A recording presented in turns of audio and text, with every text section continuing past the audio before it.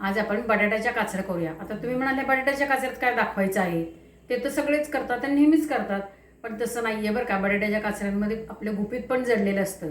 आपण जेव्हा लहानपणी काहीच खात नाही तेव्हा आई आपल्याला नेहमी उकडलेल्या बटाट्याची भाजी, काचऱ्यांची करून दिलेली भाजी, बटाट्याची आमटी, सगळं बटाट्याचं काय काय करून देते। बटाट्याचा खीस करून देते, बटाट्याचा गोड काचऱ्या करून देते। असं काय काय बटाट्याचं मस्त गुपित एक एक ठरलेलं असतं।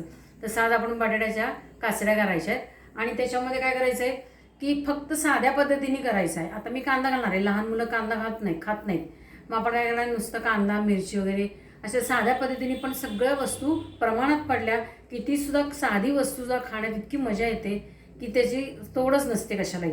आता मी हे तेल तापत ठेवलेलं आहे आणि ह्या काचऱ्या ज्या आहेत बटाट्याच्या, ह्या साल काढून बटाटे धुवून अशाच काचऱ्या करून ठेवलेल्या आहेत। तुम्हाला ज्या आकारात पाहिजे तशा त्या करून घ्यायच्या आहेत। आता तेल तापलेलं आहे आपलं, नेहमीप्रमाणे फोडणी करून घेते मी।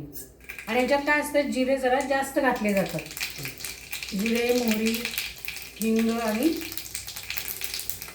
हळद। टाकताना मिरची आणि कांदा एकत्रच टाकणार आहे। आता हा छानपैकी परतून घ्यायचा। भाजी करत असते, बटाट्याच्या काचऱ्या करत असल्या आणि आपण रस्त्यावरनं चाललेलं असलो की त्याचा घमघमाट बाहेरपर्यंत येतो, होय की नाही।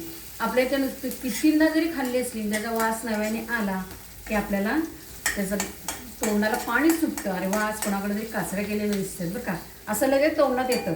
असं वाटतं की आपल्या पण घरी आपण परत येऊन खायचं, अरे पण आहे बाकीचं, असं म्हटलं जातं।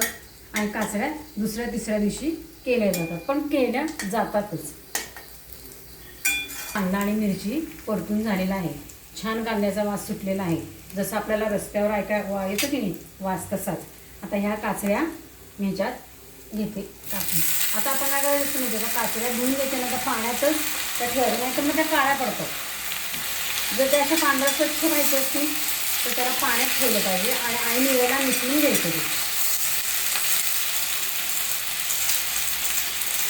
आता याच्यामध्ये मी गॅस कमी करते बरं का। त्याच्यामध्ये आता मी साखर घालणार आहे।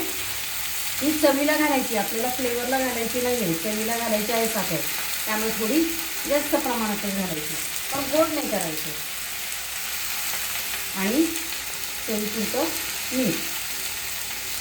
साखरेने मिठाने काय होतं, कांदा बटाटा थोडासा मऊ पडतो आणि तो लवकर शिजतो। आणि मंद गॅसवर करायचं म्हणजे मग ते छान होतं। त्याची चव जी असते ती सगळ्या काचऱ्यांना लागते, बटाट्याच्या सगळ्या काचऱ्यांना ती लागते चव। आता हे सगळं पूर्ण मिक्स करून घ्यायचं आहे।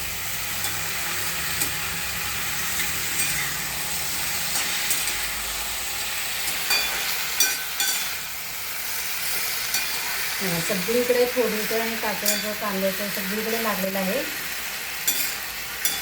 आता आपण मंद गॅसवरती मंद गॅस केलेला आहे आणि आता त्याच्यावरती झाकण ठेवते, म्हणजे त्या मंद गॅसवरती छानपैकी शिजल्या जाते। भाजी शिजली का बघूया।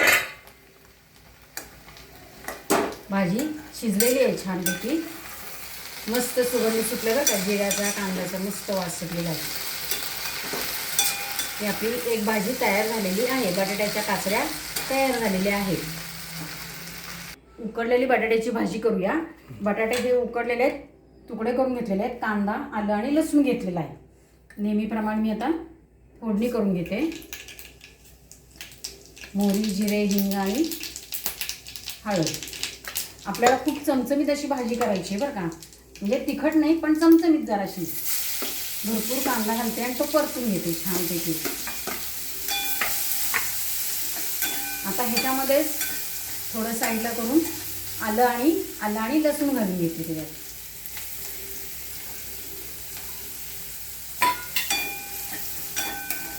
आता हे सगळं छानपैकी परतून घ्यायचं।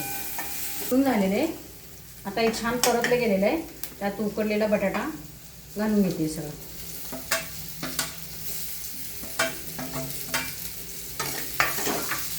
गॅस कमीच ठेवायचं बरं का।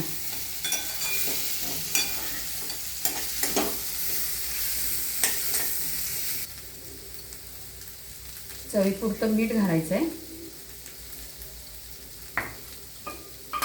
आणि थोडंसं गोड चव येण्यासाठी थोडी साखर जास्त घालायची आणि तिखट झणझणीत लागण्यासाठी तांबडं तिखट.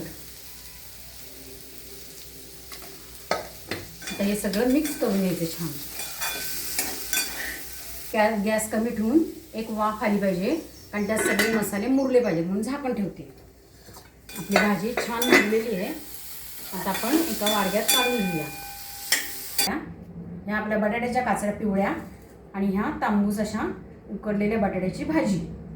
मस्तपैकी सगळ्यावरती कोथिंबीर घालायची. शिजताना घातलीत तरी चालेल, अशी घातलीत तरी चालेल, दोन्ही छान लागते. अशा मस्त मस्त पदार्थ करून खा, छान राहा, घरातलंच खा आणि हेल्दी राहा. लाईक, शेअर आणि सबस्क्राईब करा.